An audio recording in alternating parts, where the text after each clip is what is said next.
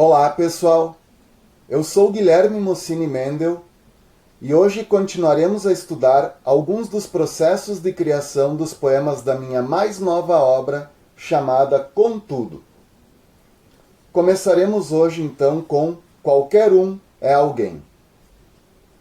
As pessoas têm ídolos porque, visto à distância, qualquer um vira lindo.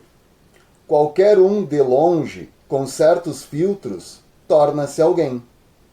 Mas quando vemos alguém realmente de perto, despertos, surgem manchas na pele, buracos nas pernas, manchas na postura, buracos no passado. Então, se os ídolos são precisos, é preciso idolatrar qualquer um que de verdade se conheça, que as virtudes se reconheçam, que de cara limpa apareça, para que não reapareçam bizarros bezerros de ouro, que não são mais que nossas riquezas derretidas. Então, nesse poema eu comecei a explorar essa diferença entre qualquer um e alguém. Qualquer um seria uma pessoa anônima, e alguém seria alguém que as pessoas reconheçam. Então, primeiro tem essa ideia que quando a gente não conhece alguém pessoalmente, quando a gente sabe pouco da pessoa e acaba daqui a pouco só conhecendo a obra dela, pode ser que a gente realmente idolatre essa pessoa pela obra dela e não por quem ela realmente é.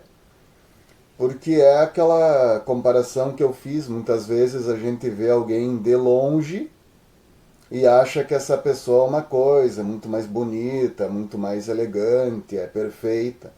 Mas quando a gente chega perto dessa pessoa, a gente começa então a identificar os defeitos que ela tem.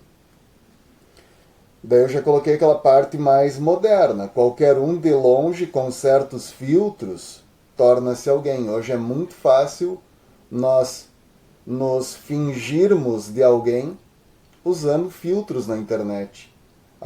Aquela imagem que a gente vende na internet não quer dizer que nós somos aquela pessoa, que nós temos aquela vida. Mas quando vemos alguém realmente de perto, despertos, surgem manchas na pele, buracos nas pernas, manchas na postura, buracos no passado. Então ali eu explorei essa rima entre perto e despertos, a questão da pele, pernas, postura e passado, som do P, a alternância entre manchas e buracos.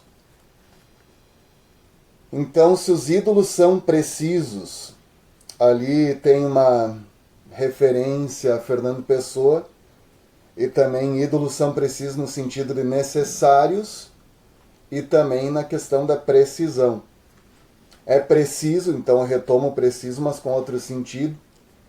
Idolatrar, daí vem ídolo, idolatrar, qualquer um que de verdade se conheça. Então ali o qualquer um retoma uma pessoa que seja do nosso dia a dia, que seja anônima, não seja famosa, mas seja uma pessoa digna de respeito. Ou seja, eu proponho que nossos verdadeiros ídolos sejam aquelas pessoas maravilhosas que nós temos no nosso dia a dia. Algum colega de trabalho que seja uma pessoa espetacular, algum amigo que nos seja fundamental, que as virtudes se reconheçam, que nós conseguimos reconhecer as virtudes dessa pessoa. Daí ali tem o verdade e virtude, o som do V, conheça, reconheçam. Daí tem a rima entre apareça e conheça, entre reconheçam e reapareçam. A questão da cara limpa, em contraponto com os filtros. Daí vem bizarros bezerros de ouro. Tem ali a exploração do som do B, o som do Z, e já faz aquela referência bíblica, que não são mais que nossas riquezas derretidas. Então, essa parte eu achei bem interessante que me ocorreu assim. Porque sim, o bezerro de ouro lá na Bíblia ele foi feito pelas riquezas das pessoas derretidas, mas também nós podemos relacionar essas riquezas com os nossos valores. Muitas vezes nós deixamos de ter valores morais, de ter realmente humanidade, para idolatrar pessoas que a gente nem faz ideia como são na verdade. Vamos então ao poema Todos os Dias. Todos os dias luto contra o relógio, mas ele sempre me nocauteia. Todos os dias fujo da atroz rotina, mas ela sempre me reencontra. Todos os dias desato todos os nós, mas eles sempre enrolam a minha vida. Todos os dias são todos iguais. Todos os dias eu vivo dias banais. Todos os dias resolvo problemas atuais. Todos os dias eu vivo em busca de mais. Então esse poema ele surgiu exatamente dessa primeira frase que se tornou a primeira estrofe. Todos os dias luto contra o relógio, mas ele sempre me nocauteia. Foi uma manhã que eu estava me preparando para ir trabalhar e me surgiu na cabeça essa ideia. Todos os dias eu luto contra o relógio, mas ele sempre me nocauteia. Então anotei essa ideia, não tinha nem tempo para trabalhar em cima dela no momento, mas mais tarde, no mesmo dia ou no dia seguinte, eu acabei pegando esse papel, essa anotação, e continuei o poema, tentei continuar o poema trabalhando ideias que combinariam com essa primeira. E explorando, né, alguns recursos também ali, o som do R, relógio, rotina, o mas ela sempre, mas ele sempre, que se repete ao longo do poema, essa estrutura me nocauteia, me reencontra, alguns recursos que nem todos os dias desato todos os nós, mas eles sempre enrolam a minha vida. Depois a estrofe final, que ela é mais rimadinha, né? Todos os dias são todos iguais, todos os dias eu vivo dias banais, rimando lá com iguais. Todos os dias resolvo problemas atuais, que rima também com iguais e banais. Todos os dias eu vivo em busca de mais, para fechar ali de uma forma mais impactante, porque daí o poema em si ele não é tão positivo, ele é bem negativista do ponto de vista da rotina, mas quando eu termino falando todos os dias eu vivo em busca de mais, quer dizer que positivamente eu tento, apesar de ser massacrado ali pela rotina, mas eu tento dar valor aos meus dias, né? Tento fazer os meus dias valerem a pena. Então, dessa quebra de significado também. Vamos agora ao poema Coisas Antigas, que creio que seja o mais musical dos poemas.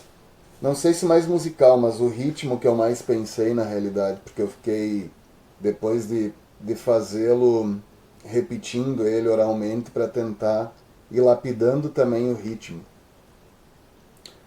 Coisas antigas. As coisas não são antigas até que você as conheça. Aquilo que lhe é inédito é a real novidade. As coisas não são antigas até que você as feneça. Por isso sempre dê crédito àquilo que tem qualidade.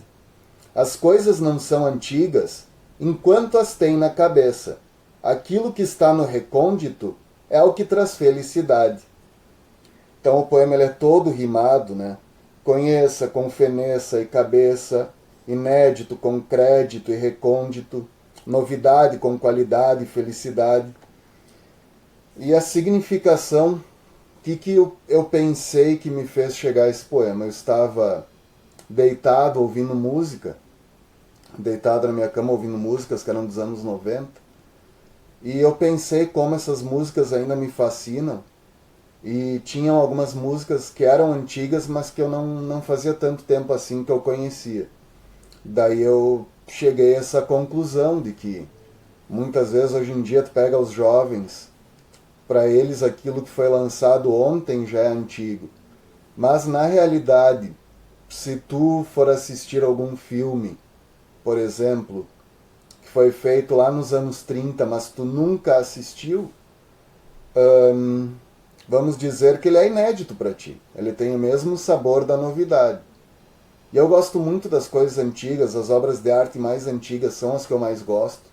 Sejam filmes, sejam músicas, livros muitas vezes, porque é uma maneira também de tu reconhecer, de tu conhecer uma época, inclusive a visão que se tinha na época. Porque se há um filme feito hoje, um livro escrito hoje, falando sobre o passado, já é uma visão moderna, uma visão atual sobre o período no passado. Mas não é necessariamente aquilo que as pessoas viviam, aquilo que as pessoas pensavam na época. Então, aquelas obras que são de época, elas vão nos dar um retrato mais preciso daquilo que era vivido, observado, pensado naquela ocasião. Então, ele fala, como outros poemas que eu já escrevi, dessa questão do valor que nós damos às coisas, da obsolescência, do que é o ineditismo, do que é considerado velho, enfim. Realmente é um poema que propõe umas reflexões bem interessantes. Vamos agora a poemas que não são necessariamente inéditos em livro e que eu coloquei na seção final do livro, onde eu resgato 10 poemas que já tinham sido publicados em outras obras. Primeiro deles, sobre eletrônicos e cadeiras elétricas. Crianças ricas cheiram a videogame. Crianças pobres cheiram a dor. Videogame e dor não rimam. Um é do outro o opositor. E enquanto os ricos embebem sem torpor, os pobres recebem game over. Então esse poema ele já é bastante antigo e eu fiz ele baseado numa sensação, num cheiro que eu sentia quando eu era criança ainda. Para ver como muitas vezes, antes mesmo de nós nos reconhecermos como poetas, a gente já tem essa personalidade, essa sensibilidade de poeta. Quando eu era criança, eu entrava em casas de gente mais abastada do que a minha família, eu sempre sentia no ar um cheiro de videogame novo. Isso na época que os videogames eram Mega Drive, o Super Nintendo, mas era o cheiro de videogame novo, sempre me vinha isso. Então por isso que surgiu esse primeiro verso, crianças ricas cheiram a videogame. Aí eu fiquei pensando na época, o que eu posso contrapor ao videogame para diferenciar ali as crianças ricas das crianças pobres. Então crianças pobres cheiram a dor. Então a dor daqui a pouco de não conseguir ter aquele videogame, de ter uma vida digna como uma criança rica. Videogame e dor não rimam, um é do outro opositor. Então para estabelecer ali de uma forma bem poética aquela diferença que eu estava pretendendo. Então, daquela maneira, né? Então aquilo que não combina não rima. E enquanto os ricos embebem sem torpor, então eu queria colocar essa alienação dos ricos, né, que não enxergam a realidade, ou não querem ver, ou não se sensibilizam com essa realidade. E os pobres recebem game over. Então ali esses últimos 2 versos eu trabalhei de uma forma bem interessante a palavra pobres como adjetivo e como substantivo, e o recebem game over como aquele fim de jogo dos videogames clássicos, que é na realidade o que os pobres recebem na nossa vida, né? Na vida real, que eles não têm chance de continuar, eles não têm créditos, eles não têm outra chance, né? Eles já perderam antes de começar a jogar, vamos dizer assim. Vamos terminar então o vídeo com o poema Um Rato. Um rato. Atropelaram um rato, mas ninguém deu importância. Era só um rato, criatura menor, somente presa, que vive nos lugares esquecíveis, espalhando asco e doenças, sem qualquer intenção. Poderia ser eu e você, embora nós tenhamos consciência das doenças e do asco que causamos, às vezes intencionalmente, mas não damos importância. Então esse poema ele foi escrito durante a pandemia ainda, e eu estava voltando do trabalho em determinado dia, então entrei numa rua principal e vi no meio da rua realmente um rato enorme, atropelado. Daí pensei, se é uma pessoa ali que atropelam, tem toda uma comoção, enfim, um resgate, aquela aglomeração. Mas atropelaram um rato, realmente ninguém deu o mínimo valor. É como se tivessem atropelado, sei lá, passado por cima de um objeto qualquer que estava no meio da rua e não de um ser vivo, digamos assim. Mas daí veio todo esse contraponto, porque normalmente nós sentimos nojo dos ratos porque eles transmitem doenças, mas o rato, quando ele transmite doenças, ele não tem intenção de fazer isso. Ele daqui a pouco não tem nem noção disso. Ele não pretende fazer mal para ninguém.